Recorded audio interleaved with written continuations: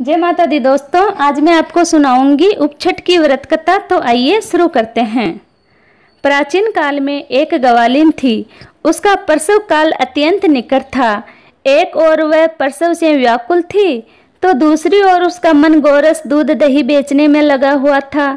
उसने सोचा कि यदि प्रसव हो गया तो गोरस यूं ही पड़ा रह जाएगा। यह सोचकर उसने दूध दही के घड़े सिर पर रखे और बेचने के लिए चल दी।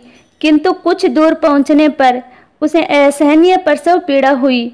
वह एक जरबेरे की ओट में चली गई और वहां एक बच्चे को जन्म दिया। वह बच्चे को वहीं छोड़कर पास के गांव में दूध दही बेचने चली गई। संयोग से उस दिन हलछट थी। गाय भैंस के मिश्रित दूध को केवल भैंस का दूध बताकर उसने सीधे साधे गांव वालों में बेच दिया। उधर जिस जरबेरी के नीचे उसने अपने बच्चे को छोड़ा था उसके समीप ही एक खेत में एक किसान हल जोत रहा था। अचानक उसके बैल भड़क उठे और हल का फल शरीर में घुसने से वह बालक मर गया। इस घटना से किसान बहुत दुखी हुआ, फिर भी उसने हिम्मत और धैर्य से काम लिया।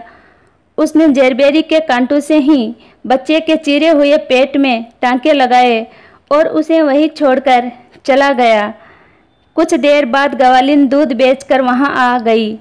बच्चे की ऐसी दशा देखकर उसे समझते देर नहीं लगी कि यह सब उसके पाप की सजा है।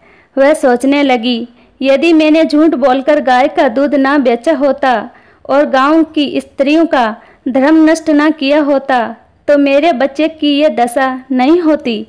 मुझे लौटकर सब बातें गांव वालों को बताकर प्रायश्चित करना चाहिए।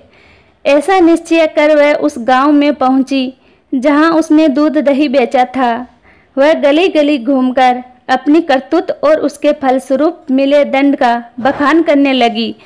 तब स्त्रियां ने सर्वधर्म रक्षा और उस पर रहम खाकर उसे क्षमा कर दिया और आशीर्वाद दिया। बहुत सी स्त्रियां द्वारा आशीर्वाद लेकर जब वह पुणे जरबेरी के नीचे पहुंची तो यह देखकर आश्चर्यचकित रह गई कि वहां उसका पुत्र जीवित अवस्था में पड़ा है। तभी उसने स्वार्थ के लिए झूठ बोलने का ब्रह्म हत्या के समान समझा और कभी ना झूठ बोलने का प्रण लिया।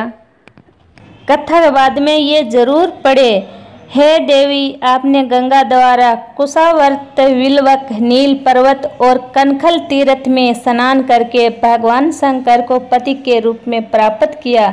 सुख और सौभाग्य देने वाली ललिता देवी, आपको बारंबार नमस्कार है। आप मुझे अखंड सौभाग्य दीजिए।